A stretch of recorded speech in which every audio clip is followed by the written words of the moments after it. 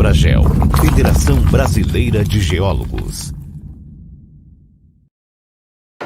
A Federação Brasileira de Geólogos, FEBRAGEL, em comemoração ao Outubro Rosa, está organizando uma série imperdível de palestras e mesas de discussão no seu programa Geodebates.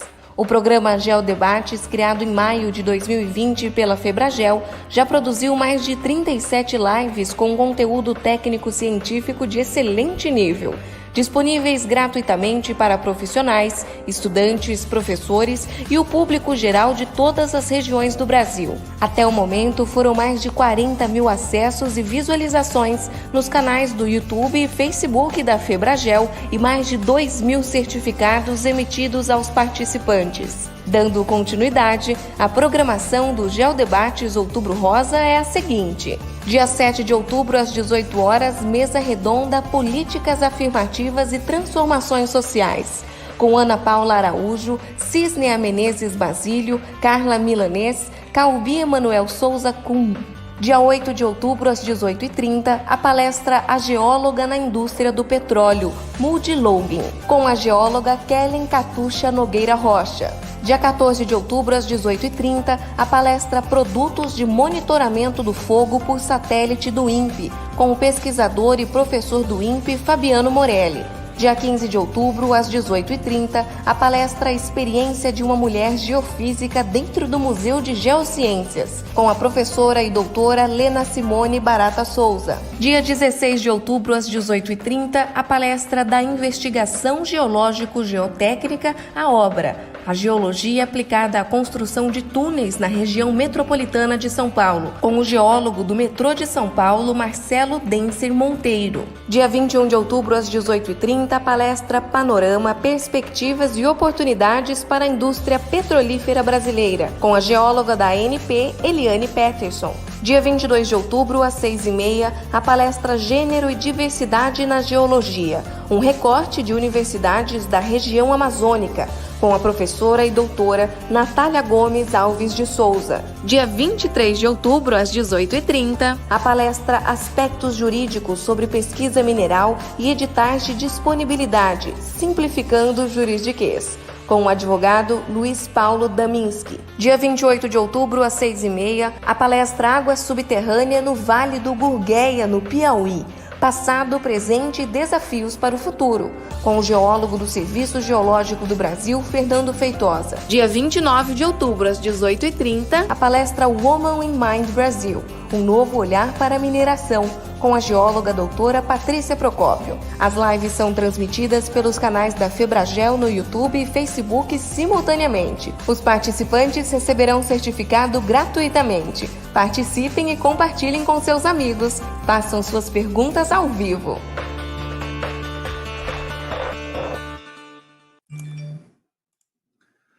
Boa noite a todas e a todos que estão aí nos assistindo nos canais da FEBRAGEL, no YouTube e no Facebook. Um prazer tê-los e tê-las aqui conosco para mais um Geodebates. Hoje, comemorando, né, o mês da saúde da mulher, o Outubro Rosa, e também o Dia do Meteorologista. Hoje, nossos colegas da Geociências, aí, os meteorologistas, também estão comemorando o seu dia. E na segunda-feira também foi o dia dos engenheiros agrônomos e agrônomos do país também comemorar o seu dia. E amanhã é o dia do professor, das professoras e dos professores aqui no Brasil. Então, nós temos muito a comemorar, né, nesses dias aí. Então, a gente agradece mais uma vez. E a ideia do Geodebates no mês de outubro, como já colocamos em outros momentos aí para vocês, na semana passada principalmente, é comemorar, né, o Outubro Rosa, em comemoração, né, trabalhando a questão da saúde da mulher, mas também levando conhecimento aí e destacando, né, a questão das geociências, da engenharia e de assuntos de interesse aí para a sociedade. Tá? Então, mais uma vez, a gente agradece a todos que têm contribuído para o Geodebates. Nós temos tido um grande sucesso nesse projeto que a FEBRAGEL começou em maio, e já atingimos mais de 40 mil visualizações, né? Eu acho que isso para a FEBRAGEL realmente foi uma mudança bastante interessante. E a gente tem visto também, né, a adequação aí e as novas mudanças, tanto nas várias entidades que nós temos pelo Brasil, o trabalho excelente que a SBG tem feito, a BGE, a ABAS, a BMS, a SBGF, levando conhecimento aí para todos, né? Então, mais uma vez, a gente queria agradecer a colaboração de vocês e sempre pedindo aí para compartilharem com seus amigos, com seus colegas, né, nos grupos de WhatsApp, no Facebook, no YouTube, compartilhem aí as nossas lives e principalmente se inscrevam aí no canal do YouTube ou do Facebook, que vocês vão recebendo, a gente vai agendando as lives ao longo do tempo, e vocês vão recebendo as informações das nossas lives que nós temos já programadas, né? Esse mês, se vocês viram aí no vídeo, nós temos várias lives até o dia 29, né, e também já estamos preparando surpresas aí para o mês de novembro, e além das lives, vão ter eventos sobre barragens, né, e hidrogeologia na mineração, vai ocorrer em Belo Horizonte e Cuiabá, mas também vão ser eventos transmitidos pelo canal do YouTube da Febragel, e também os lançamentos dos livros do Geoparque Seridó, né, que está previsto para o dia 26 de novembro, e o livro Ensine Competências Profissionais na Geologia, que está previsto para o dia 30. Além disso, nós temos previstos até o final do ano, a Febragel, de lançar mais 3 livros, além desses 2 que eu falei para vocês, né? Um livro para criança, a grandiosa história de um grão de areia, da geóloga Daniele, que ainda não agendamos a data, mas devemos passar logo mais aí, fechar essa data e começar a fazer a divulgação, e também um livro do professor Leandro Serri, aqui da Unesp, falando sobre as questões de dicas, né, para as pessoas que recém-formadas, né, na parte de carreira, tá? E um diagnóstico sobre o mercado de trabalho, a pesquisa que a Febragel realizou esse ano com mais de 1.300 pessoas sobre o mercado de trabalho na geologia, também está previsto para o lançamento esse ano. Então, tem bastante coisa até o final do ano, então acompanhem aí, se inscrevam nos canais da Febragel, para receber aí as informações que nós temos preparando aí para vocês aí de eventos, livros, publicações e lançamentos, tá bom? Hoje queria agradecer a presença do Fabiano Morelli, pesquisador do INPE, professor, né, do programa de pós-graduação do INPE, pesquisador do INPE. Ele vem falar um pouco aqui sobre a questão do monitoramento do fogo por satélites, né? Ele vai falar sobre os produtos de monitoramento por fogo por satélites do INPE, como que o INPE, como que é o sistema do INPE em relação a isso, a essa questão do monitoramento. O Fabiano, queria já agradecer prontamente o Fabiano é doutor em ciências pelo ITA, mestre em sensoriamento remoto pelo INPE, pelo ITA, desculpa, né? Mestre em sensoriamento remoto pelo INPE, ele trabalha no INPE como tecnologista sênior 3, professor do programa de pós-graduação do INPE e pesquisador do programa de monitoramento de queimadas por satélites da instituição. E atualmente responsável pelo desenvolvimento e manutenção dos sistemas operacionais de dados para monitoramento de queimadas por satélites, né? Então, é um tema bastante atual e, por isso, a gente agradece a presença do Fabiano aqui para trazer, né, o trabalho que o INPE tem feito nessa área e exatamente como que é o sistema, como que funciona o sistema e todos os dados que vocês têm passado aí para a gente ao longo dos anos, né, a gente entender um pouquinho disso. Fabiano, muito obrigado mais uma vez pela sua presença. Só vou pedir para você ligar o seu microfone, por favor. E mais uma vez, obrigado aí pela colaboração com a gente aqui no programa Geodebates. E só lembrando que hoje nós estamos com a Associação de Geólogos Capixaba de Geólogos realizando isso, a Associação Paulista de Geólogos e a Associação Paulista Associação de Profissionais Geólogos do Rio de Janeiro, né, que tem contribuído junto com a Febragel para a realização desses Geodebates. Obrigado, Fabiano. Muito obrigado, Fábio, e a todos que estão aí participando do Geodebates 34.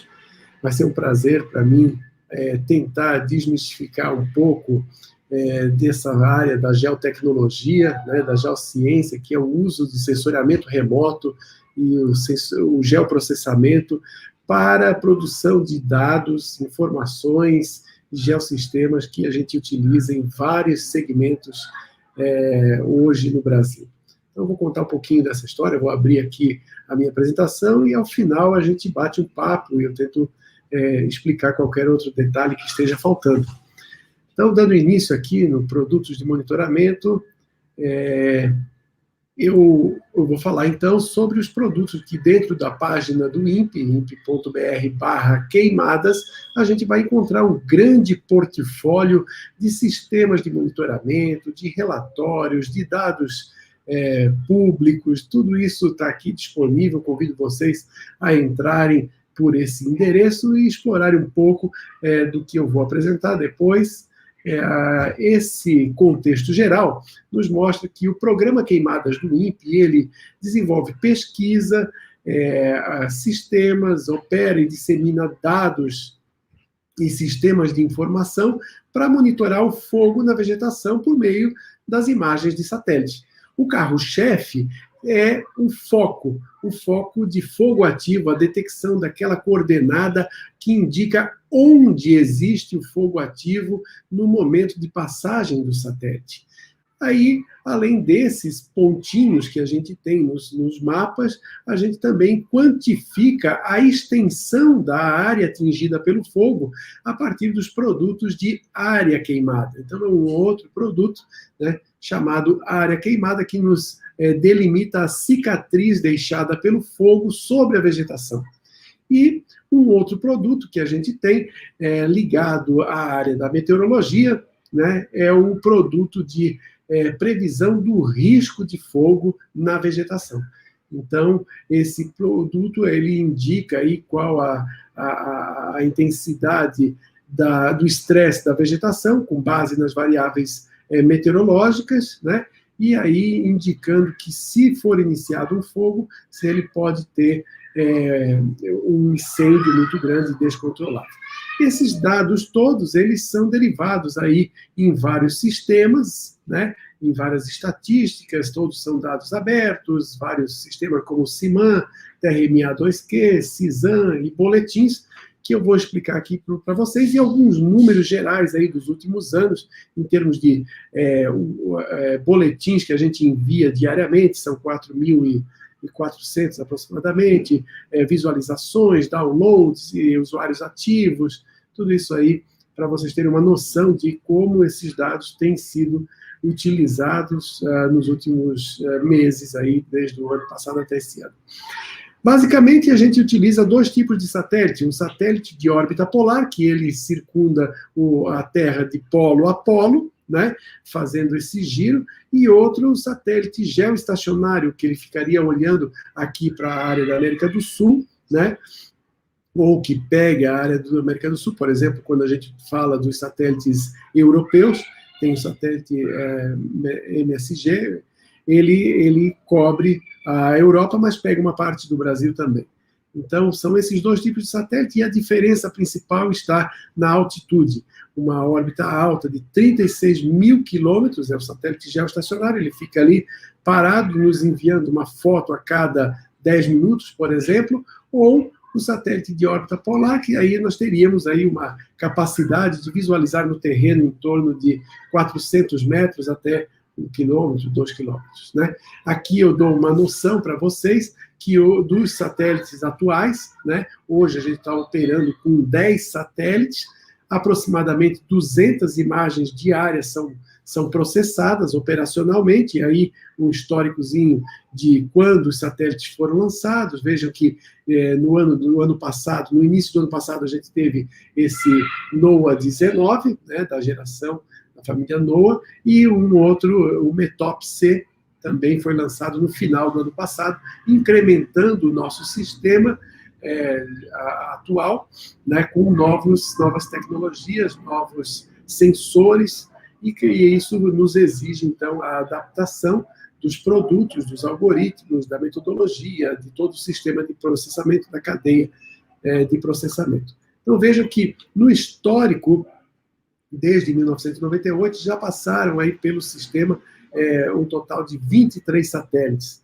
né, quando ele iniciou, quando ele parou, e assim por diante. Vem uma historinha aqui para contar, mostrando que tem essa variedade. A gente é o único sistema que tem essa integração de dados no mundo, porque, por exemplo, a agência americana, ela cuida apenas dos satélites americanos, então ela não integra dados de outras origens, de outras fontes, né, para ter uma visão mais ampla de todo o sistema.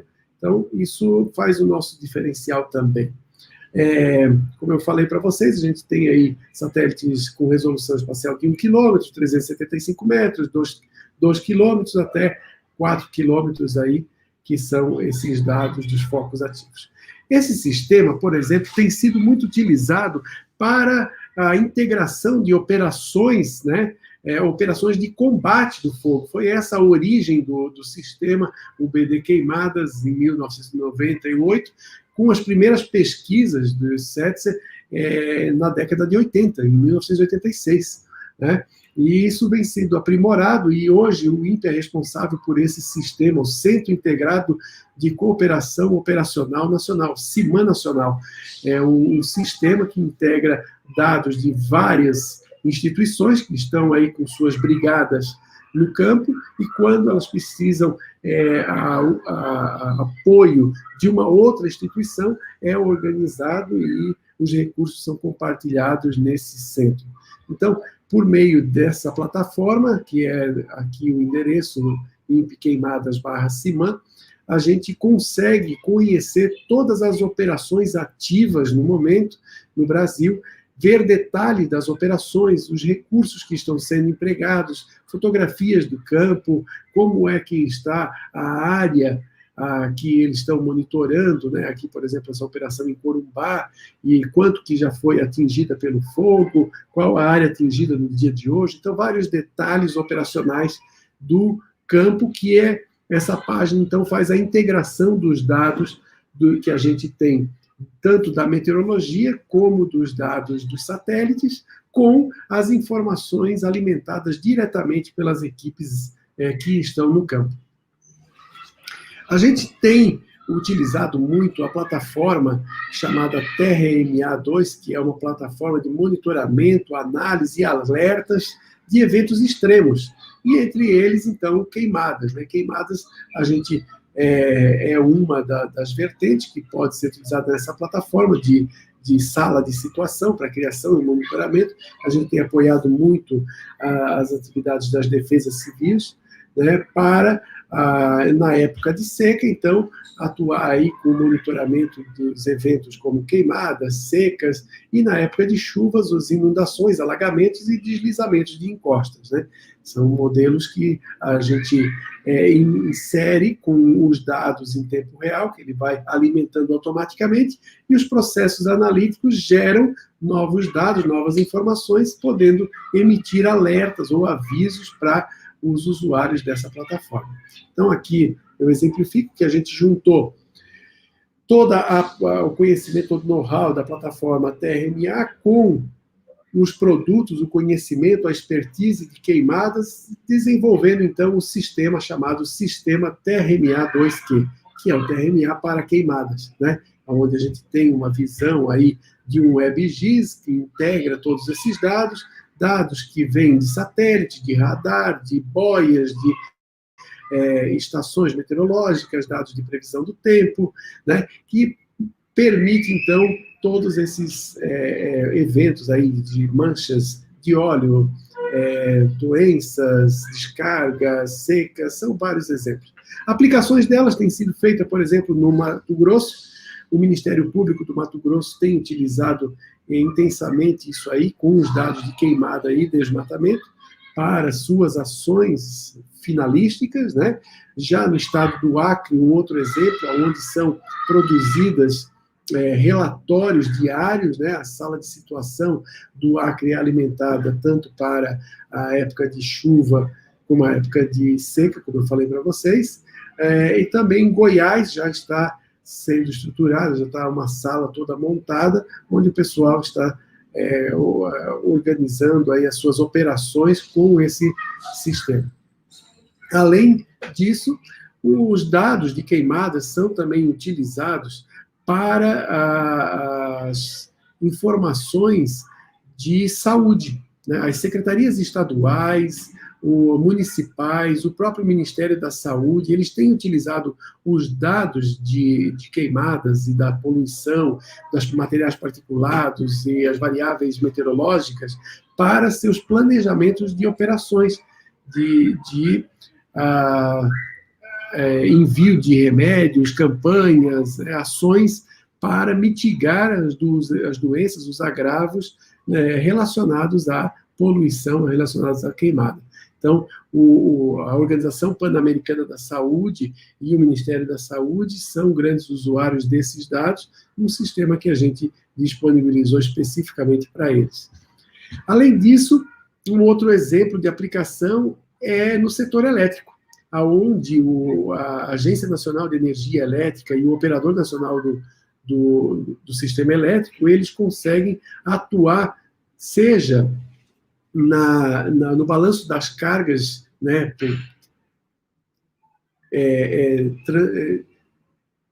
dividindo o que é enviado por um determinado circuito para um outro circuito em função da proximidade da ocorrência de fogo das linhas de alta tensão. Então, aqui são vários exemplos que estão mostrando para vocês, porque a fumaça ela muda a constante de elétrica entre do ar, e com isso pode causar curtos-circuitos entre fases, ou entre fase e o solo, e aí causar pequenos apagões, ou desligamentos, ou até mesmo grandes apagões, né? Hoje a gente tem no sistema GGT um total de 31 mil quilômetros de linhas que estão sendo monitoradas, são ao todo 84 linhas de transmissão que estão sendo monitoradas, evitando, assim, pequenos apagões e pequenos desligamentos e grandes apagões, né? Mostro para vocês aqui que os dados recentes, né, do satélite Cibers 4A, o satélite sino brasileiro, aí, que foi lançado e já estão com os dados disponíveis, eles estão sendo integrados nessas plataformas de monitoramento. Então, aqui eu mostro para vocês a cicatriz do fogo que invadiu, chegando próximo a essas linhas de transmissão. Com detalhe, a gente percebe claramente os locais, os vãos entre as torres, aqui esses pontos são números das torres, né? E os vãos que foram feitas as limpezas para evitar justamente essa propagação e esse apagão aí em cada um dos circuitos. Aqui nós teríamos um circuito embaixo, um circuito em cima, são dois exemplos para vocês. Bem, todos esses dados aí estão armazenados em um WebGIS, uma plataforma que integra dados desde 1998, como eu falei para vocês, é o banco de dados de queimadas, é o BT Queimadas, ele fica no endereço do imp.br/queimadas, BT Queimadas, onde a gente tem acesso a uma interface que nos permite aí fazer filtragens para selecionar e comparar e visualizar os dados para o Brasil, qualquer um dos estados brasileiros, qualquer unidade de conservação ou município, filtrando aí no período que nos interesse, considerando todos os satélites, apenas satélite de referência, e cruzando tudo isso com várias camadas de informação.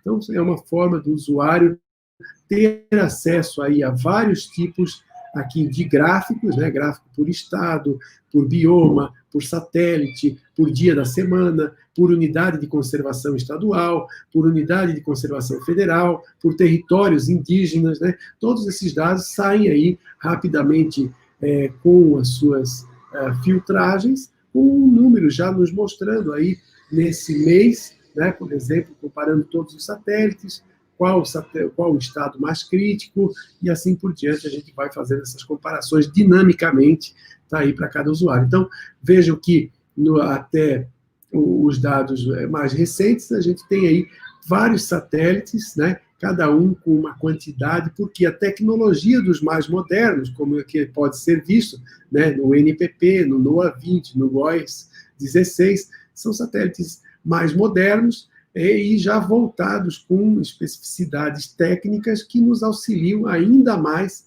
na detecção do fogo. Exemplo aqui por unidades de conservação, que nos permite já elencar, ranquear quais as mais críticas em termos da ocorrência de fogo e ajudar no planejamento do combate dessas áreas. Todos esses dados aqui no item número 3, eles permitem fazer o download de todos os dados, com o mesmo critério, por vários formatos, para que sejam feitas as análises individualizadas de cada tema de assunto de interesse, né? Os dados, além da coordenada do centro do pixel, né, que é essa latitude e longitude, que é o que a gente visualiza no mapa, ele tem aí um conjunto de atributos que foram cruzados, né?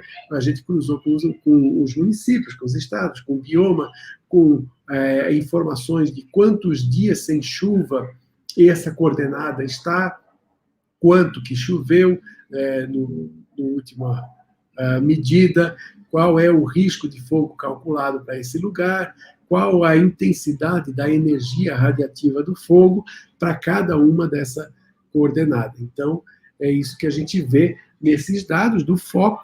E aí, esses dados nos geram estatísticas, né? Essas estatísticas são muito utilizadas, porque a gente vê hoje, todos os dias, está aí na imprensa, sai notícias sobre a ocorrência de fogo no Pantanal, na Amazônia, qualquer um dos biomas, mas a gente tem essa página da situação atual, né? Entrando em queimadas barra situação atual, a gente já consegue ver essas comparações desde o dia 1º de janeiro até o dia atual, até o dia de hoje, né, comparando os países, os estados, os biomas, os municípios mais críticos, já tudo bem mais mastigado, que nos permite, então, ver informações, né, como essas dinâmicas, quando é que queima preferencialmente em cada mês de cada estado.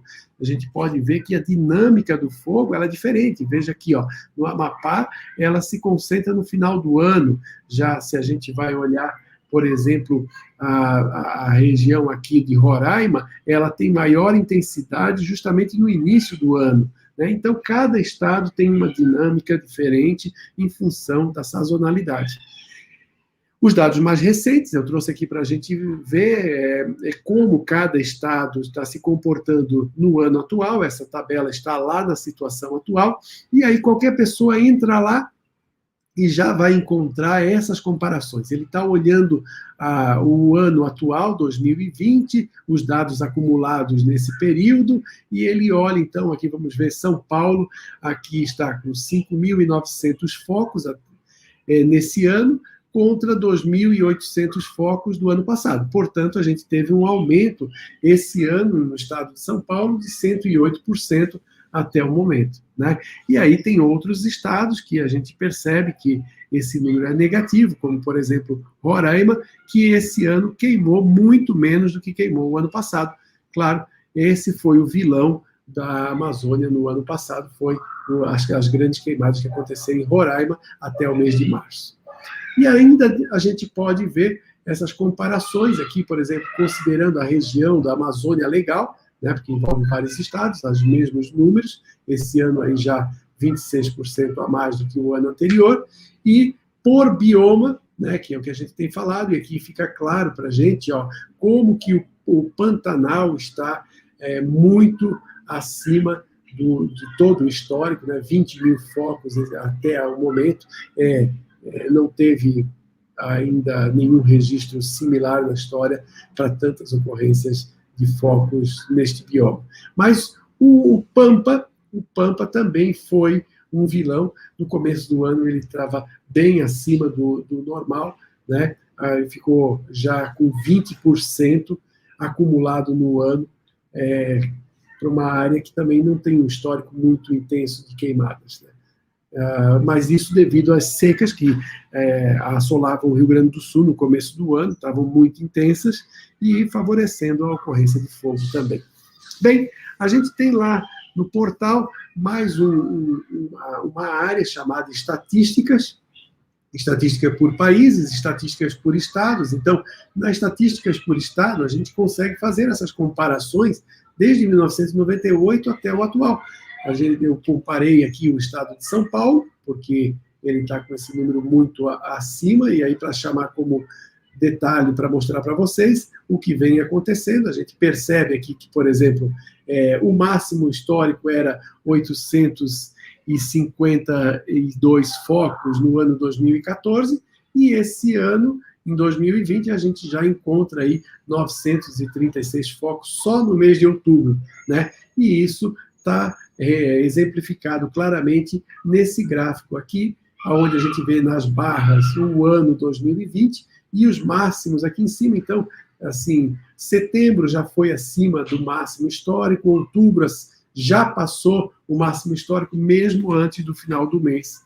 Então, isso tende a superar ainda muito mais. Então, o que a gente tem nas comparações intraanuais, a gente já vê que esse ano já aí só perde para o 2010, mas ainda temos mais alguns meses aí para ver como essa condição vai se comportar, e o gráfico mostra que a tendência para outubro e novembro é de declínio, mas que ainda acontecem focos, né? Então, vamos ver, tomara que isso não atinja esse máximo histórico de 2010.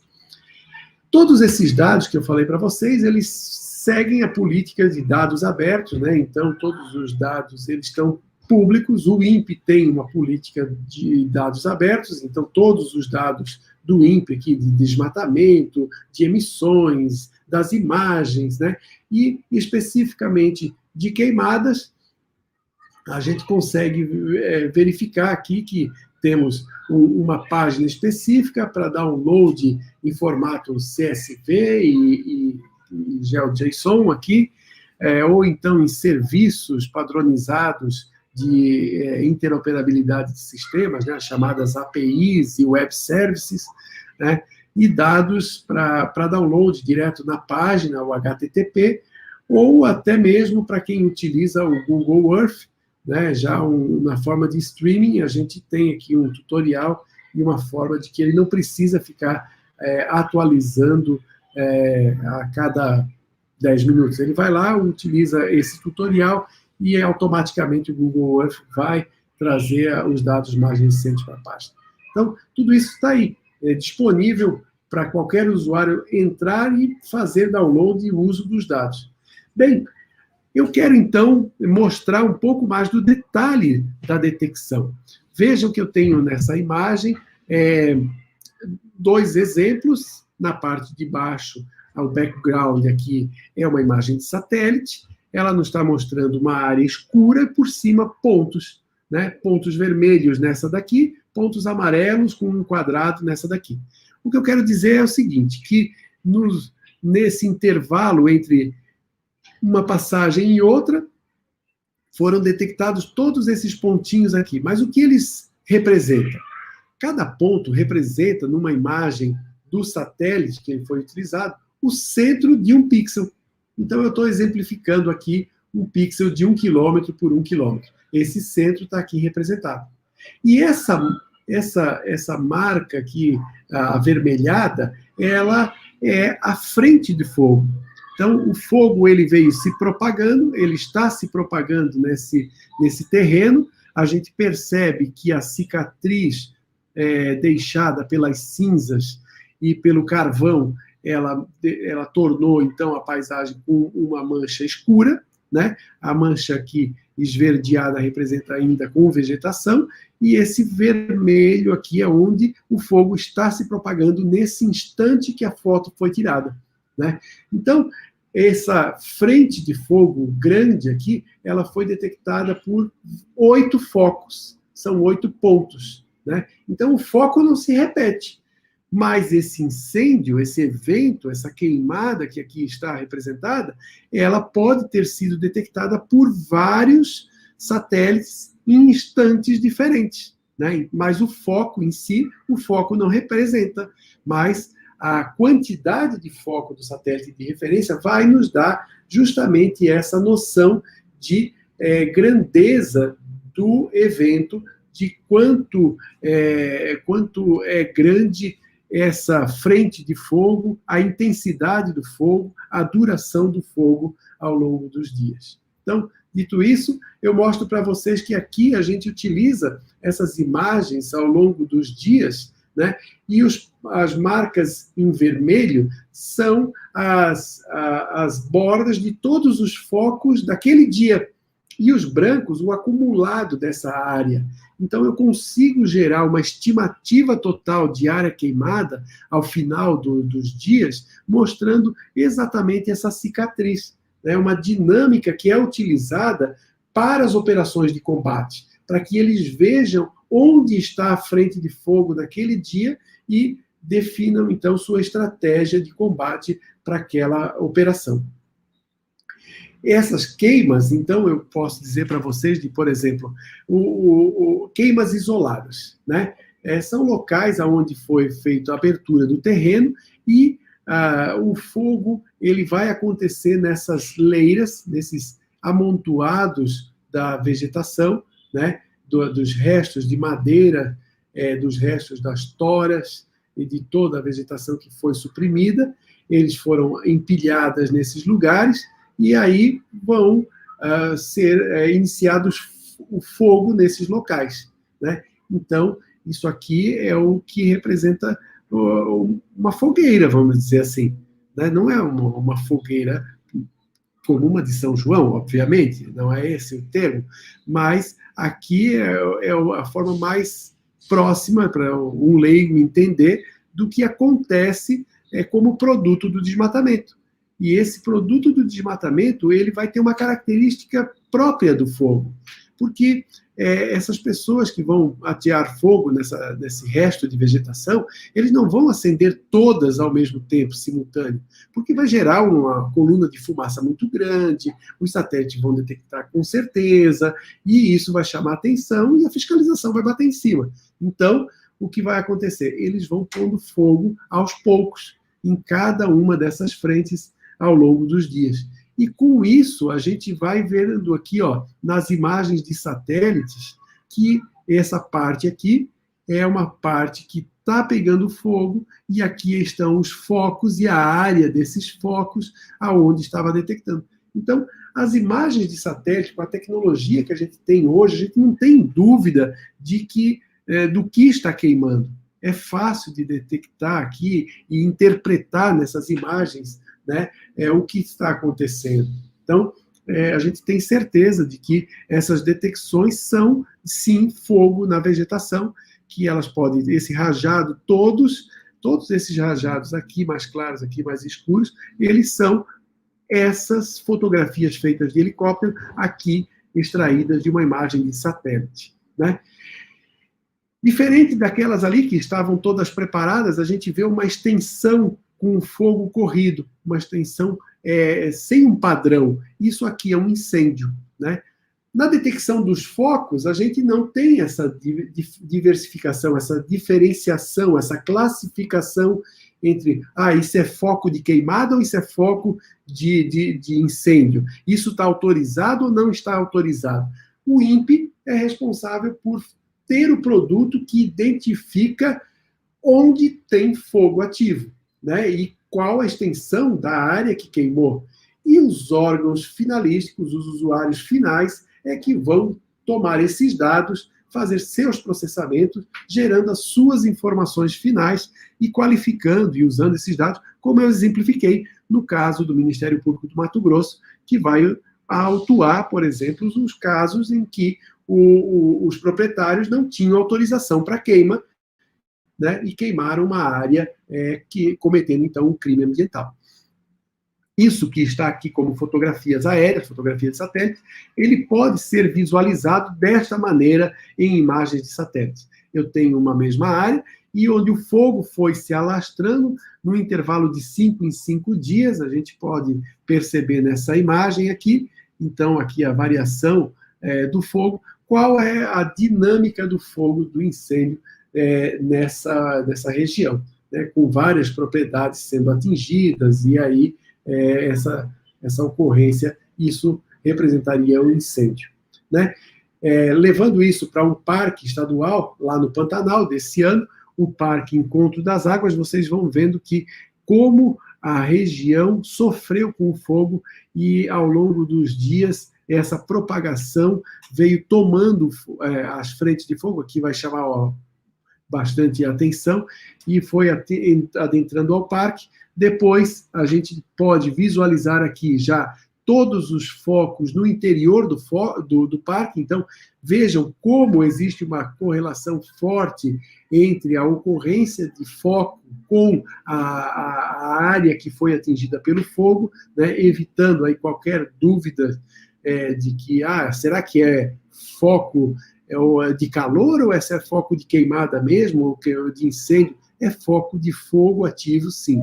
Né? E aí a gente estimou que até o dia que eu produzi isso aqui, 73% do parque tinha sido atingido pelo fogo. Depois isso vai para os laudos periciais, e aqui é uma estimativa rápida no dia da operação que eu mostrei para vocês.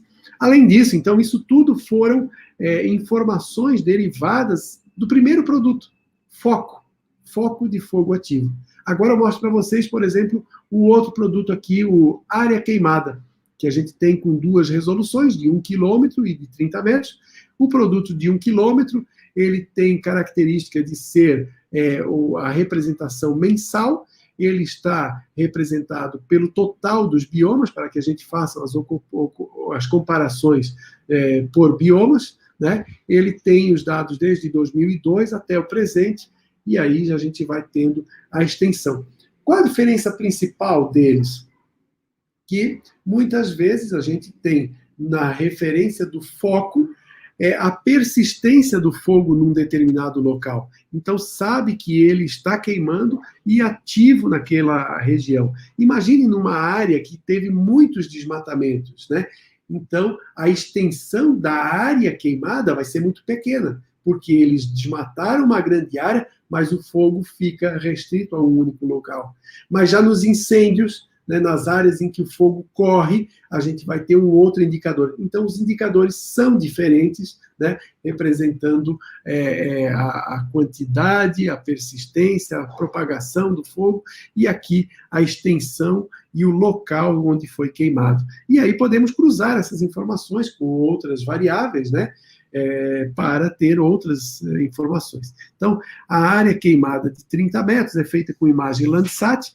Aqui vocês veem uma imagem antes do fogo. Claro que tudo isso aqui já seriam áreas queimadas, mas principalmente a mudança daqui dessa região, que mudou entre a data anterior e a data atual, e o produto automaticamente delimita essa cicatriz. E como isso é feito? Isso é feito para todo o bioma cerrado, e a gente já está expandindo para o bioma Amazônia e Caatinga, né?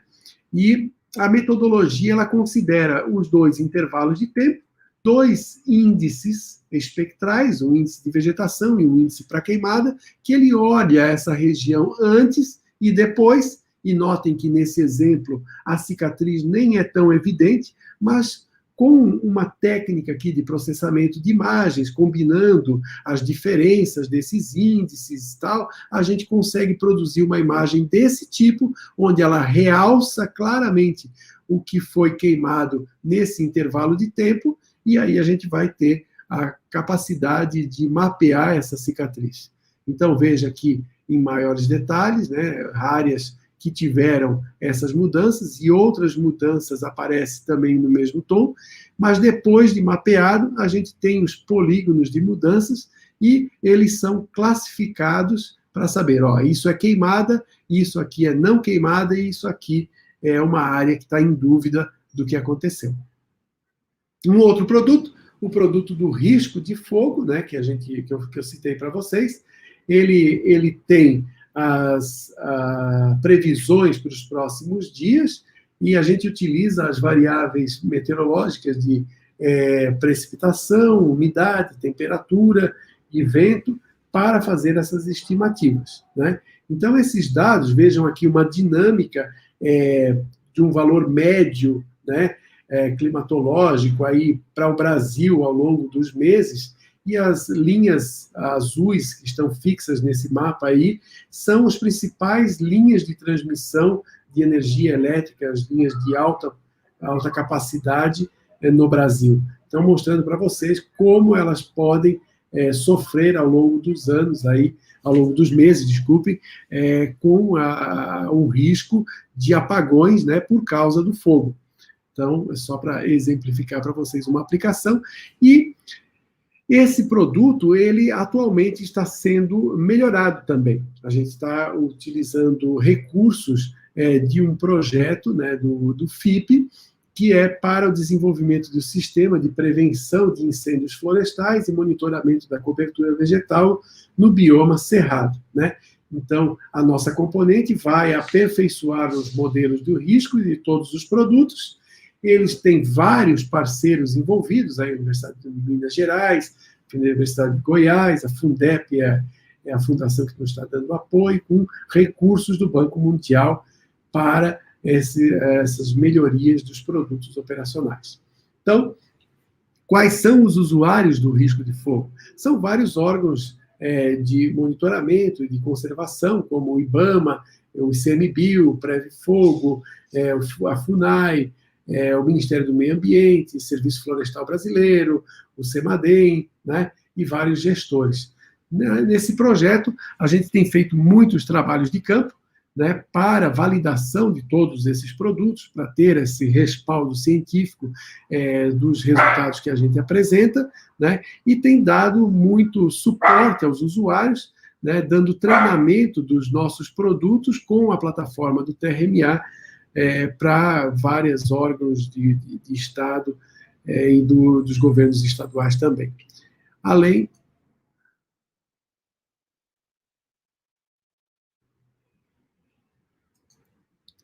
opa, cancelou aqui.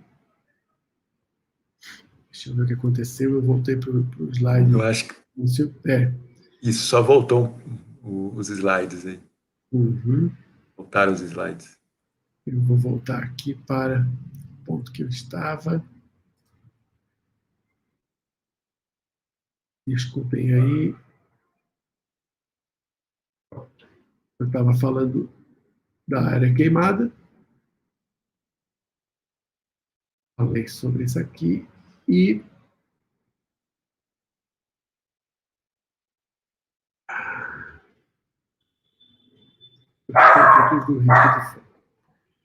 bem, aqui nos está mostrando que seria... Eu não estou com o próximo slide. Então, aqui é isso mesmo. Tá. Então, esses são todos os produtos, de fato, que eu separei aqui para mostrar para vocês rapidamente, né? Nesse contexto de que a gente tem, então, sistemas como o BD Queimadas, o CIMAN, o TRMA, do OSQ, produtos de área queimada, do risco de fogo, dos focos, e vários outros aqui de relatórios do CISAM e todos os outros mais que são utilizados e estão disponíveis para todos os usuários. Então, essa informação fica no imp.br/queimadas, essa é a página do portal de queimadas, que vocês podem ter acesso, e vão encontrar todas essas informações que eu falei para vocês, aqui estão disponíveis.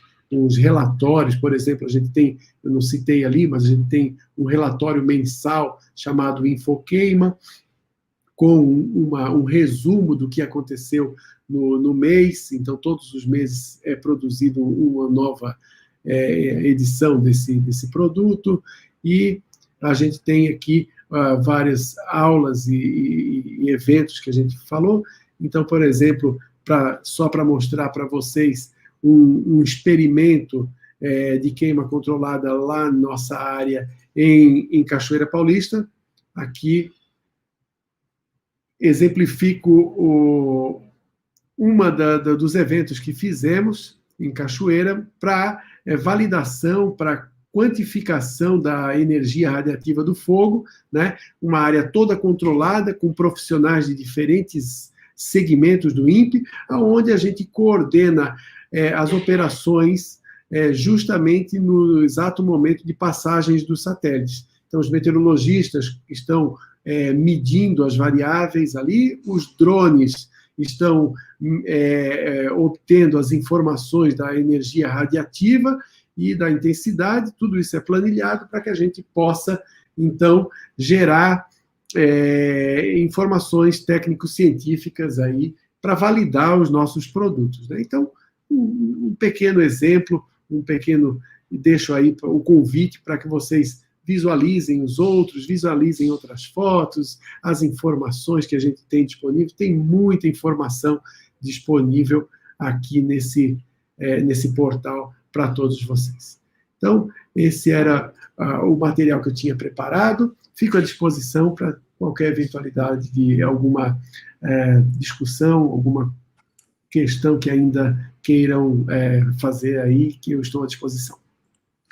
Fabiano, parabéns, realmente acho que dá orgulho de ver nas 3 palestras que nós tivemos aqui do INPE. Eu queria realmente parabenizar o trabalho que vocês fazem aí no INPE, né, a história do INPE. O Eymar apresentou o TRMA, né, e a plataforma, depois a professora Dilce veio falar sobre a questão científica na Amazônia, né, e uma série de trabalhos que ela tem feito lá. E também agora você mostrando a parte dos sistemas de queimada, uma parte, né, dos sistemas de queimada e a aplicação disso, e você vê que é ciência pura, né, ciência aplicada que você tem nesse processo, né, vocês simplesmente fazem todo a sequência científica, inclusive até a validação dos dados, né. Então, realmente, dá orgulho, né, de ver o trabalho que vocês fazem aí no INPE, e realmente a gente só tem que agradecer e parabenizar e mostrar isso para a população brasileira, né. Eu acho que a população brasileira ela precisa conhecer melhor o que os órgãos públicos, né, o que os servidores públicos efetivamente fazem pelo Brasil, né. Eu acho que isso é uma coisa que nós temos que resgatar no país, o entendimento do que é servidor público, né? As pessoas perderam esse conceito, perderam a realidade do que efetivamente ocorre no trabalho dentro dessas instituições como o INPE, universidades, IBAMA e etc., né? Todos os grandes órgãos aí, a CPRM, né, no caso aqui do Serviço Geológico do Brasil, a importância que esses institutos, esses órgãos têm, né, e simplesmente achar que isso não tem importância e pode acabar, isso é um grande absurdo, é uma grande perda para o Brasil, como a gente pode ver só nesse produto, só um dos produtos, né, que o INPE produz, né, você vê a importância disso em todas as áreas, seja de fiscalização, seja no entendimento, né, do processo natural, né, que pode ocorrer, seja nos crimes ambientais que estão sendo feitos, né? Então, acho que tudo isso demonstra a capacidade e a importância que o Estado tem para uma sociedade, né? Eu acho que o brasileiro tem que entender isso, que não existe uma sociedade sem Estado forte e também sem o privado forte, né? Eu acho que essas duas coisas se interagem e produzem produtos e serviços importantes para a sociedade, né? Então, mais uma vez, em nome da FEBRAGEL, da diretoria da FEBRAGEL, da Associação Capixaba de Geólogos, da Associação Paulista de Geólogos, da Associação de Profissionais de Geólogos do Rio de Janeiro, queria agradecer e aí passar para a parte de perguntas, né, que a gente tem várias pessoas aqui se manifestando e parabenizando você, o INPE, né, por esse belo trabalho que vocês fazem aí. Então, vamos lá. E vocês nos dão muito orgulho, viu, de ser brasileiro. Obrigado. E parabéns, mais uma vez, tá? Então, a Cláudia Vanessa, Ronaldo, a Júlia, a Milena, um grande abraço a todos aí, Sérgio Vieira, o Pedro Henrique, né, o pessoal da CEGEL lá no Espírito Santo, a Vanessa Santos. Então, um grande abraço a todos, não dá aqui para nominar todos, mas nós temos pessoas aí, profissionais do norte ao sul, do leste a oeste do país, né? Então, isso é muito legal dessas lives, né? A gente vê gente desde Roraima até Rio Grande do Sul, e do Espírito Santo até o Mato Grosso, né? Eu acho que isso é muito legal dessa oportunidade, tá? Então, vou passar aqui um pouquinho mais para baixo, a gente tem uma pergunta aqui do Daniel Moreira, na verdade, desculpa, da Larissa antes, a Larissa no meio da palestra, ela quando estava explicando aquela questão da escala de fogo, né, ela é de risco de fogo, ela pergunta, né, essa escala de risco de fogo vai até quanto? É um índice que ele vai de 0 a 1, Larissa, e eu te convido para que, entrando no portal, no item lá de risco de fogo, que é o número 6, dentro da página ela tem uma seçãozinha específica sobre a metodologia. Então, todo descritor da metodologia, do algoritmo, está ali disponível, você vai entender em detalhes todas as variáveis que são utilizadas e como é feito o cálculo. Está público e disponível para todos. Excelente. Agora sim, o Daniel Moreira. Boa noite. Há alguma iniciativa de identificar se o fogo é natural ou provocado pelo homem? Acho que você já respondeu. Alguma iniciativa de usar inteligência artificial para treinar a máquina, para identificar e classificar? Sim. A iniciativa de identificar o fogo natural, ele faz parte desse projeto que eu falei para vocês, do FIP Risco. Nós temos a pesquisadora Vanúcia Schumacher, que está trabalhando com a correlação, com as análises entre os raios, né, e o fogo. Então, para que a gente possa ver dessa causa natural qual é a fração de fogo de tudo que é detectado no Brasil que teve origem com base na ocorrência de raios. Nós estivemos ano passado num evento em Campo Grande, durante o Wildfire, né? É um evento internacional que acontece de 4 em 4 anos, o maior da nossa área, e na ocasião, então, teve início também queimadas, incêndios lá no Pantanal. E, porque estava junto todas as áreas, né, de combate do Brasil, logo o pessoal foi para campo, e aí a gente ficou sabendo que estava prevista a entrada do período chuvoso. Teve a formação, né, da tempestade, porém, aquela tempestade ela não chegou a ter água no solo. A precipitação ela estava tão quente naquele período que não chegava água no solo. Mas todo o raio da tempestade atingiu o solo. Então, aquilo causou vários incêndios no Pantanal já no ano passado, por causa do chamada tempestade seca, porque teve a formação, mas não com intensidade de água suficiente para atingir o solo. Então, foi um exemplo de um caso, né, de ocorrência do raio. Eles são muito poucos e pontuais, sempre acontecendo seguido da chuva, os raios, né? E outro exemplo de combustão natural seriam nas turfeiras, as áreas de turfa, por causa de reações químicas que acontecem, e aí ela inicia aquela queima por baixo da terra, e quando há uma entrada de oxigênio, ela sai a chama e podendo sair para as áreas e atingir a superfície. Então é isso que acontece, que também é percebido como uma ocorrência natural. Raros são os casos, mas eles acontecem, né? E poucos relatos, principalmente os relatos que acontecem quando a gente tem acesso no relatório de ocorrência de incêndio, que é um relatório nacional, ou em registros de brigadas de polícia militar, ambiental, que nos falam sobre o assunto. Então, esses são os casos. Ele comentou também, Daniel comentou aí, do uso da inteligência artificial.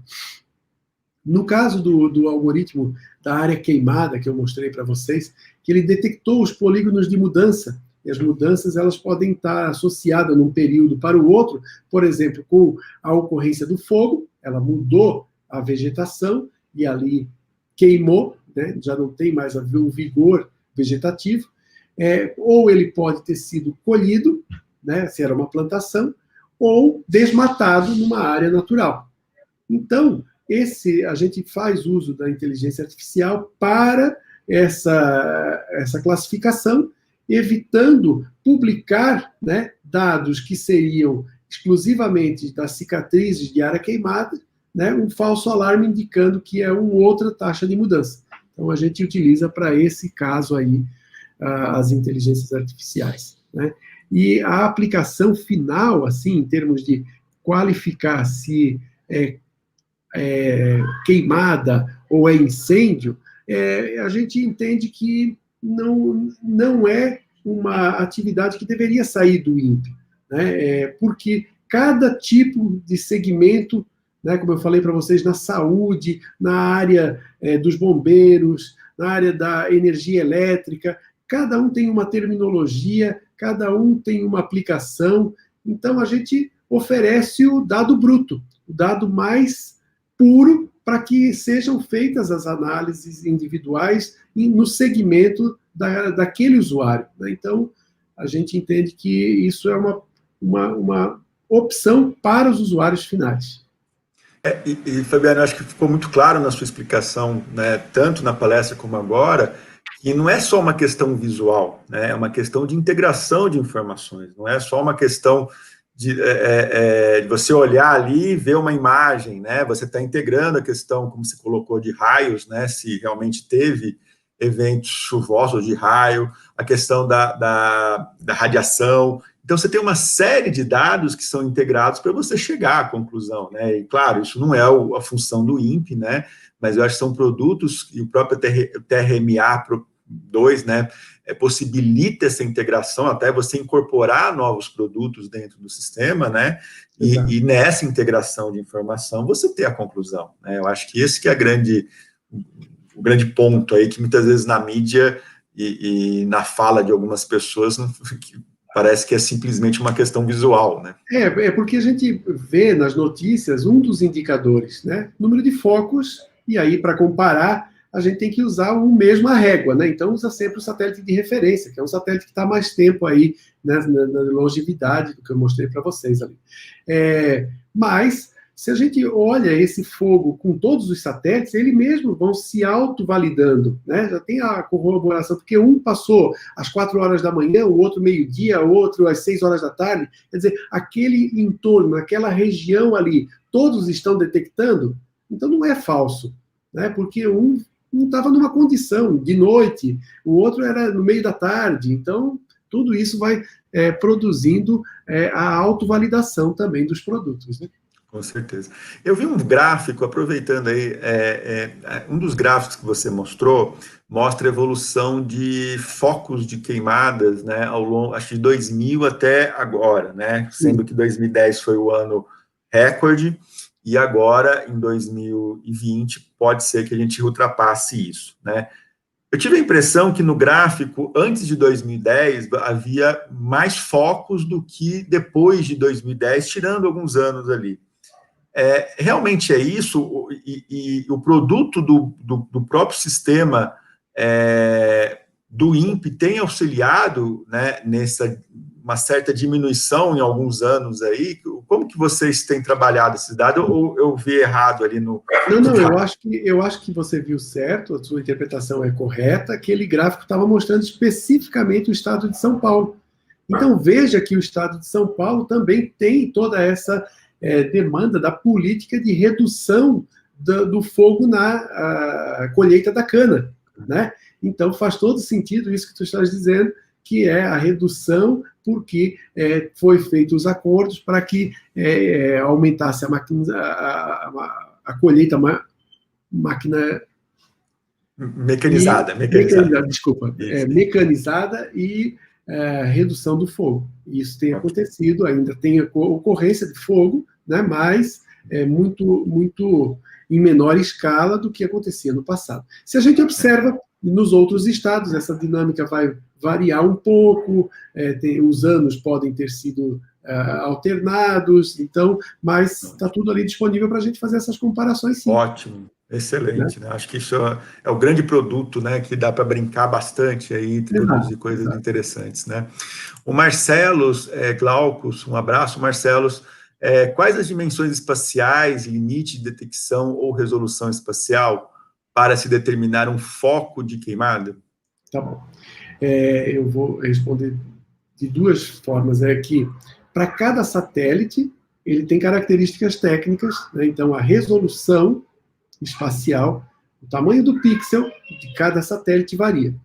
Os satélites mais modernos, com maior resolução espacial e, né, maior resolução espacial no sensor termal, né, porque a gente tem alguns satélites aí centimétricos, né, de alta resolução, mas ele não é termal.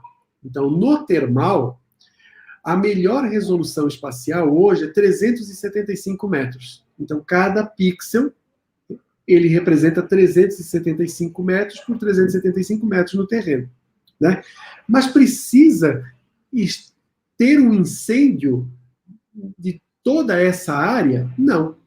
Por isso que a gente fez aqueles experimentos, né? A gente está fazendo ainda vários experimentos de queima controlada, em áreas controladas, como eu mostrei para vocês, aquelas fogueiras, para determinar qual é o tamanho mínimo mapeável para cada um desses satélites, né? Então, a gente sabe aí que hoje, por exemplo, se eu tenho uma frente de fogo com 30 metros e 1 metro de largura, né, a gente já mapeou em várias situações isso pelos satélites. Então, a gente cruzou fotografias aéreas, fotografias de helicópteros com as imagens de satélite e pôde chegar nesse indicador, né? Mas existem situações como essas de queima controlada em que a gente fez o fogo numa fogueira, ali foi bem fogueira mesmo, de 7 por 7 metros, então 49 metros quadrados, mas, né, numa fogueira de 7 por 7 metros. E ela detectou. Então, teve satélites que detectando essas situações também. Então, eu acho que eram essas duas informações que o Marcelo queria saber, né? Se tem um tamanho mínimo no terreno e qual é a resolução do satélite. Eu acho que é isso aí, entre 375 e 4 quilômetros, né? São as resoluções dos satélites, mas o tamanho mínimo que a gente já mapeou, já verificou em campo, foi esses que eu falei para vocês. Ótimo.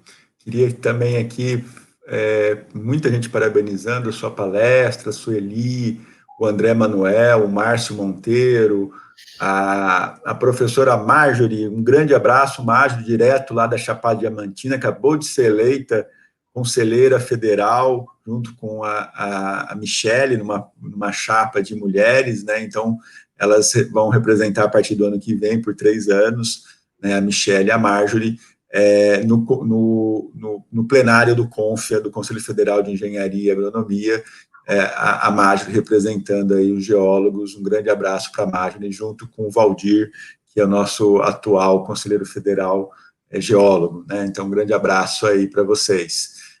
Também a Silvana, né, parabenizando a palestra, o Gabriel Lui, várias outras considerações aqui, mas eu vou passar aqui para as perguntas. Tem a Estela Gonçalves. Existe alguma publicação, algum local sobre mais informações sobre a metodologia para realce dos locais queimados com a junção dos 2 índices espectrais demonstrados? Sim, Estela, te convido para entrar no portal, vai no item número 12, onde tem publicações, e aí tem um linkzinho para publicações referenciadas. Lá você vai encontrar toda uma listagem de publicações feitas pelo INPE e também feitas por outros usuários que mostram essas aplicações de vários índices espectrais e de como foram feitos esses estudos. Tem muita referência, sim. Ok. O Delcio Ishida, lembrando para o pessoal dar um like aí. Eu sei que quem está assistindo pelo celular, às vezes não dá para dar o like durante a live, né? Mas depois aproveitem aí, que todas as palestras, todos os geodebates ficam à disposição para vocês, tanto no YouTube como no Facebook, inclusive para os professores e alunos aí usarem como material didático, tá? Deixa eu passar aqui mais outras, muita gente agradecendo e parabenizando, né? Muita gente não conhecia, inclusive, o trabalho em mais detalhe, né, que vocês fazem. Nicolas Assunção, professor, com relação ao mapa de risco de queimadas, é elaborado pela fórmula de Monte Alegre, ou o INPE tem uma distribuição diferente para pesos das variáveis utilizadas para a criação desse mapa? Ele não é o índice de Monte Alegre, nem tem tampouco o índice canadense, que também é muito utilizado nessa área. É um índice que foi desenvolvido pelo professor Alberto Setzer, né? A metodologia, como eu citei já, ela está lá disponível, pode entrar lá, ler e acompanhar. Ela já foi testada em vários países da América do Sul, com sucesso, e a gente tem, inclusive, no portal, na área do risco de fogo, um comparativo. A gente faz uma análise dos acertos considerando a ocorrência do foco. É claro que a gente vai ter aí a questão do efeito antrópico, né? Porque se as condições ambientais estariam ali para um risco médio, baixo, e acontece o fogo, então, na nossa interpretação, isso é um erro do modelo de risco de fogo, que não conseguiu identificar essa região como favorável ao fogo. Mas, na verdade, isso ali estava acontecendo por conta do efeito antrópico. O camarada que foi lá e pôs o fogo na vegetação, né? Mas lá tem todos os detalhes, os números de quantificação. Nossos acertos são bastante altos para essa estimativa e sempre tem sido muito utilizado por vários órgãos de governo. Ótimo. Ana Nascimento, até quantos dias à frente vocês estão trabalhando com a previsão do risco de fogo? Nesse projeto agora, a gente está ampliando para 5 dias, né? E a estimativa dos meteorologistas é que, assim, até 7 dias eles têm uma taxa de acerto da previsão de tempo aceitável, né? Excelente seria com 3 dias, bom com 5 dias e aceitável até 7 dias. E aí, quanto maior a previsão, maior também são as probabilidades de mudança de alguma variável que não tinha sido considerada nos modelos, e aí erro da expectativa no futuro. Então, a gente está considerando 5 dias, né, por causa dos modelos, porque a gente tem como entrada todas as observações dos últimos 120 dias, mais as previsões futuras de até 5 dias. Então, essa é a nossa limitação. E aí já trabalhamos também com previsões climáticas, né? Fazendo uma estimativa de como é que vai ser o próximo trimestre, né?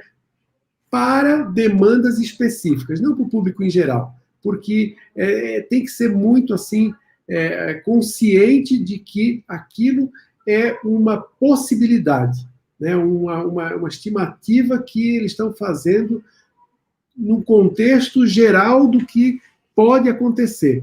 Então, são tendências com modelos que rodam em várias considerações, levando a simulações mais catastróficas e mais simples, né? Então, nessa condição, a gente traz um valor médio para aquele usuário específico. Então, isso foram demandas, principalmente, por exemplo, IBAMA e CMBio, para saber para os próximos 3 meses como alocar os recursos humanos, os brigadistas que eles vão ter que contratar. Porque o contrato, todo mundo sabe, são só por 6 meses, então eles não contratam todos ao mesmo tempo. Eles vão fazendo os contratos para ter uma rotatividade e uma atenção aonde pode acontecer os maiores problemas.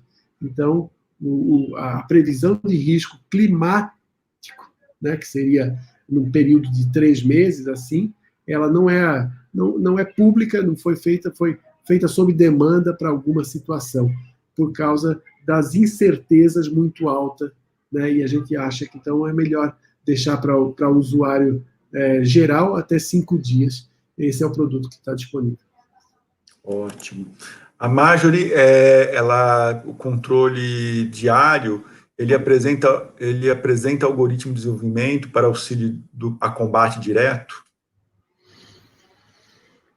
Então, deixa eu interpretar isso aqui, que é assim, o controle é diário, né? Na Chapada Diamantina, o controle é diário. Eu estou entendendo, então, que eles fazem uso dos dados diários. Eu acho que ela está perguntando se o controle diário apresenta, se o algoritmo, né, que o sistema utiliza, poderia, com esse controle diário, ter um auxílio ao combate direto de incêndio, acredito que quando está ocorrendo incêndio, né, e ajudar os brigadistas aí ao combate. Exato. Parece que é isso. Vamos por esse caminho, então. Os dados, eles são todos públicos, como eu mostrei para vocês. E muitas dessas áreas, elas já têm as rotinas de uso desses dados, já vêm coletar os dados e aplicar em suas operações. Então, naquele sistema que eu mostrei, o CIMAN Nacional, né, quando tem uma grande operação, eles já estão ali monitorando, acompanhando toda essa operação com os dados, né, em tempo quase real, né? A gente diz quase real porque não é assim, no momento que o satélite está passando, que o camarada já está vendo ali no celular onde é que está queimando. Tem todo um tempo de processamento e tal, mas assim, no intervalo mais curto possível, ele já recebe essa informação, né? E agora, em conjunto com a Universidade de Minas Gerais, a gente está apoiando no projeto FIP Risco aí, a pesquisa que está fazendo a modelagem da propagação do fogo. Então, para que tenha exatamente essa aplicação direta nos brigadistas, né? Para que o brigadista tenha uma forma de visualizar o que já queimou e simular para onde o fogo pode correr no dia de hoje, com as condições de controle. Então, isso aí é uma evolução muito grande e está sendo feito com todas as suas precauções, porque nós estamos considerando ali o uso direto no combate do fogo e ninguém quer perder uma vida ali, né, por causa de um erro de modelagem. Então, está sendo feito com muita calma, em algumas unidades teste, mas que é uma evolução para melhoria das ferramentas de combate ao fogo. Ótimo. O Fernando Luzardo, boa noite. Existe alguma análise do INPE voltada para emissões atmosféricas decorrentes das queimadas, seja gases de efeito estufa ou poluentes tóxicos? Parabéns pela live. Sim, Fernando. No programa Queimadas, os dados que a gente mostra é um dado da fumaça, um mapa da distribuição da fumaça, para fazer as explicações, principalmente para mídia, quando acontecem aquelas entradas de frente fria com a fumaça e aí chuva de material particulado, né, ou então, ano passado foi muito reportado aquela final de tarde, no mês de agosto, que São Paulo ficou escuro e aí começou a chover fuligem e tal, que foi justamente o padrão de circulação de alta atmosfera, trazendo a fumaça da região norte e centro-oeste para o sul, sudeste, né? E ela tem um canal de deslocamento. Quando estava bloqueado com a entrada de frente fria, isso fez intensificar ainda mais, e aí a gente tem isso para mostrar e explicar essa situação. Porém, no INPE, existem outros pesquisadores de outras áreas voltados só para a modelagem de material particulado, a modelagem e quantificação das emissões, tanto de áreas industriais, áreas que foram queimadas, né, para os relatórios, como por exemplo, do IPCC. Então, tem outros pesquisadores dentro do INPE, de várias áreas, que também fazem esses produtos, sim. Ótimo. O Lúcio Flávio, boa noite. O risco de fogo considera apenas dados climáticos ou também variáveis como demografia, histórico e etc.? Basicamente, variáveis meteorológicas. não considera a demografia, proximidade de rodovia, proximidade de áreas urbanas. Não, isso a gente não leva em consideração. É possível, então, né, utilizar os dados do risco de fogo com outras variáveis e criar, então, outros indicadores. Né? E é isso que a gente estimula os usuários do TRMA-2 a fazerem em suas aplicações, porque daí ele já conhece mais a condição regionalizada, né, para fazer esses alertas específicos dessas áreas. Então, a gente tem dado nos treinamentos esse apoio para que o pessoal da Defesa Civil construa seus indicadores dessa forma. Ótimo. O José Maria Brabo, ele fez uma pergunta em 2 etapas, né? A mídia governamental tem mostrado que fazendas teriam menos queimadas, mas hoje eu vi um gráfico de que fazendas com mais densidade de criação bovinos têm relação direta com as queimadas.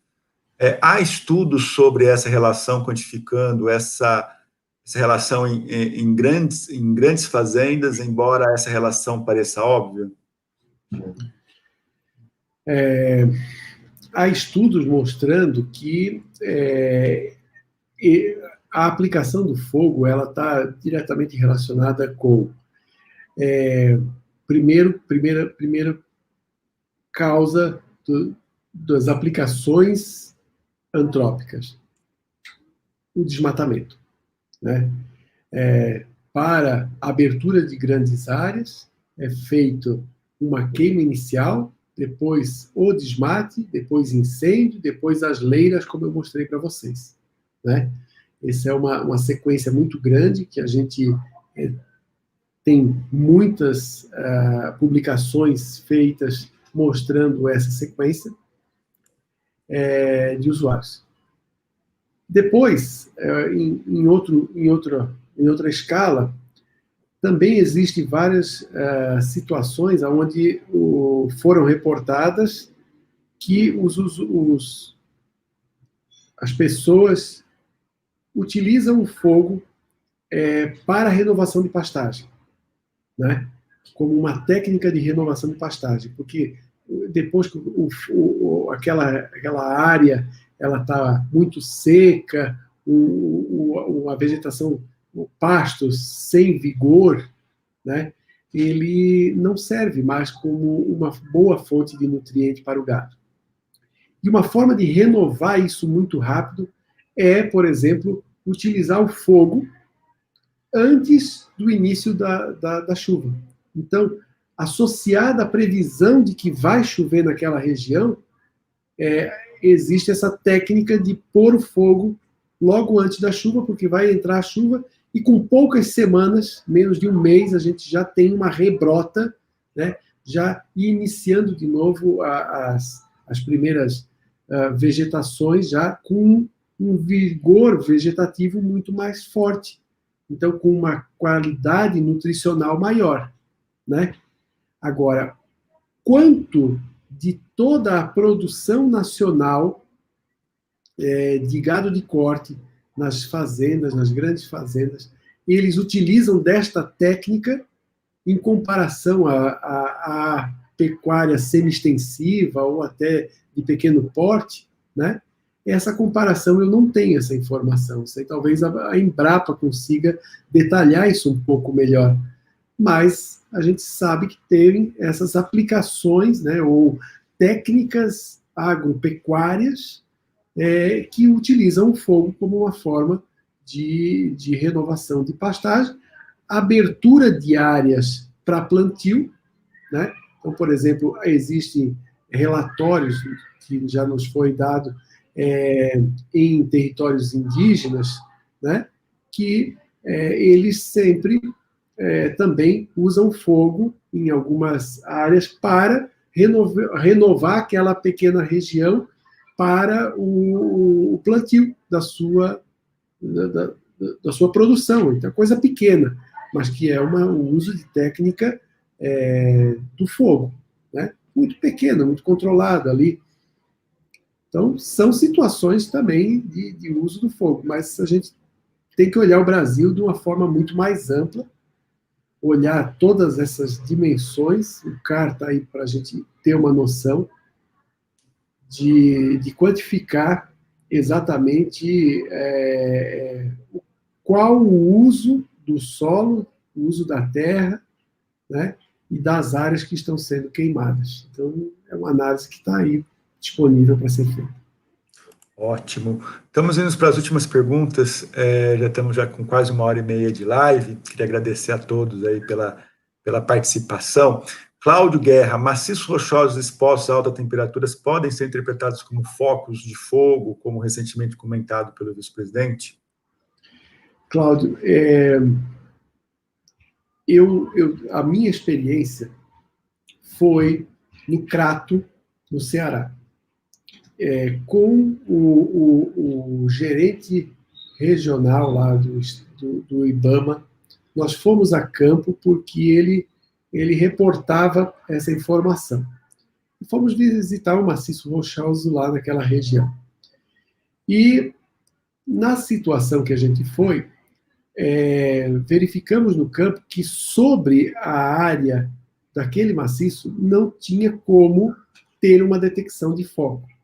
Mas que, como eu mostrei naquele slide, se ele considerasse a localização do centro do pixel e todo o entorno de 300 a 1 quilômetro, no entorno daquele pixel, nós, no outro lado da rua, né, porque passava uma estrada assim, a gente estava olhando para o lado de cá. E nesse lado, onde estava o foco, não tinha nenhum registro. Mas olhando para o outro lado, a 200 metros, na beira de todo um açude, estava todo queimado. Então eu expliquei para ele aquilo ali, ele disse, isso a gente nunca parou para olhar. Então era um registro que para mim ali ficou claro de que é importante considerar os entornos. Fisicamente, o foco com a alta temperatura do maciço rochoso, ele é tão alta temperatura como uma praia em pleno verão. O Rio de Janeiro chega a altas temperaturas, então a gente tem lugares que mostram aí o asfalto derretendo, né? Pistas de aeroportos, telhados muito grandes, e todas essas áreas não são detectadas rotineiramente como uma área de fogo. Senão a gente teria ali a persistência de foco todos os dias, né? Então, o algoritmo não detecta essas áreas, como eu falei para vocês, áreas de alta intensidade, só porque ela está intensa. Nós temos no BD Queimada áreas, por exemplo, áreas industriais, que aí são altos fornos, locais que têm aquela chama de queima do gás, o gás flare, né? Então, esses locais industriais que são detectados pelo satélite, inclusive no oceano, plataformas de petróleo, né? Que a gente detecta a plataforma por causa do gás flare. E elas não entram no cômputo de fogo ativo. Ela tem uma detecção, como é que a gente chama de espúrios, porque como, por exemplo, os vulcões, que nós não temos no Brasil, mas a gente pega a América do Sul inteira, né? Então tem vários outros lugares no México que, por exemplo, a gente detecta e eles são identificados. Isso aqui é persistente por causa de vulcão, por causa de área industrial, por causa de área petrolífera, né? E se sabe dessas ocorrências. Ótimo, muito boa explicação, muito obrigado mesmo. Aqui nós temos parabenizando Delcy Shida, a Marjorie, a Bárbara Nanda, né, realmente agradecendo bastante a sua apresentação e excelente tema, né? O Glauco, parabéns pelo trabalho, e ao INPE por nos mostrar o valor da ciência no cotidiano brasileiro, né? Várias aplicações. A Aida Xavier, boa noite. É possível disponibilizar o e-mail de contato? Sim, eu até, Aida, sugiro tu escreveres para queimadas@imp.br, porque se for uma dúvida técnica, tem sempre mais alguém para me ajudar a responder, né? E o meu e-mail pessoal é fabiano.morelli@imp.br. Então é maior, é mais complicado. Queimadas@imp.br, a gente vai te atender. Ótimo.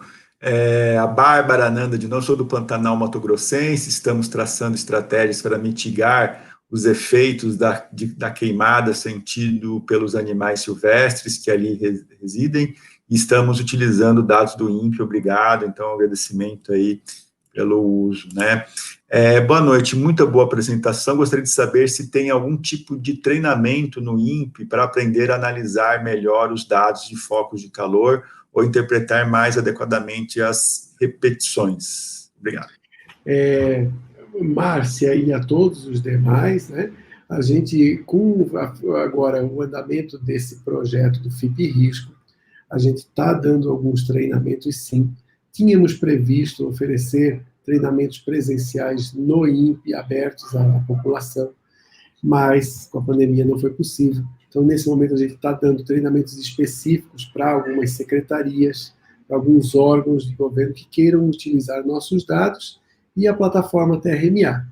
Então, aos interessados, eu convido que entrem em contato pelo queimadas@imp.br, para que a gente possa buscar uma forma de auxiliar todos que tenham interesse nos dados, nos sistemas, treinamentos e coisas similares.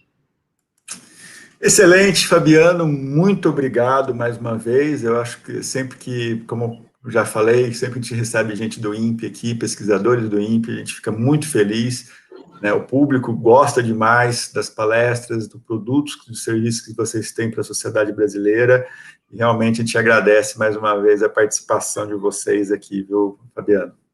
Estão já convidados para outras oportunidades aí, nos próximos meses a gente está à disposição para organizar outras lives com vocês. Tá, joia. Ficamos aí à disposição, né?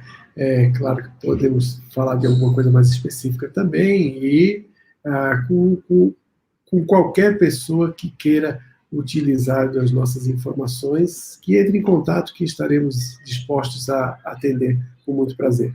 Muito obrigado Excelente. Pela oportunidade de mostrar o nosso trabalho, e sucesso pelos eventos aí que eu tenho visto que estão sendo muito bem repercutidos por todos. Obrigado pela oportunidade. Valeu. Eu queria agradecer também a todo o público presente nos dois canais da FEBRAGEL, no Facebook e no YouTube, a Associação Capixaba de Geólogos, um grande abraço, a Márcia, que eu vi que estava aí presente, a Associação Paulista de Geólogos, a Luciana, a presidente Luciana estava presente, a Associação de Profissionais Geólogos do Rio de Janeiro e a toda a diretoria da FEBRAGEL. Lembrando, né, que em continuação aí ao Outubro Rosa, em comemoração a esse mês dedicado à saúde da mulher, nós temos amanhã, então, a experiência de uma mulher geofísica dentro do Museu de Geociência, com a professora Lena Simone Barata, né, ela é doutora em Geociências e professora da Universidade Federal de Roraima, né? Então ela, amanhã, às 18h30. E na sexta-feira, o geólogo do metrô de São Paulo, Marcelo Denser Monteiro, vai falar sobre as obras do metrô, né, desde a investigação geológica e geotécnica até a execução, né, da obra, a geologia aplicada à construção de túneis na região metropolitana de São Paulo. Então, a gente convida a todos aí para amanhã e sexta-feira mais 2 lives imperdíveis aí, e também lembrando que todas as lives da FEBRAGEL, as 34, mais as outras 5 que nós fizemos com os candidatos à presidência do CONFIA, estão disponíveis no canal do YouTube e vocês podem acessar a qualquer momento de forma gratuita. Quem tiver interesse para receber certificados, a gente encaminhou o link logo no começo do chat, vocês têm um link ali, é só acessar, preencher, encaminhar para a gente, né, que a gente vai organizando aí, encaminhando os certificados para vocês, tá bom? Mais uma vez, e parabéns, né, porque amanhã é nosso dia, né, Fabiano, Dia do Professor, e a todas as professoras e professores aí presentes na nossa live. Um grande abraço e comemorem bastante essa profissão tão bonita, né, e tão importante para a sociedade, não somente brasileira, mas mundial, na formação do indivíduo, na formação do cidadão. Mais uma vez, obrigado, grande abraço e até a próxima. Um abraço, Fabiano. Um abraço, até mais.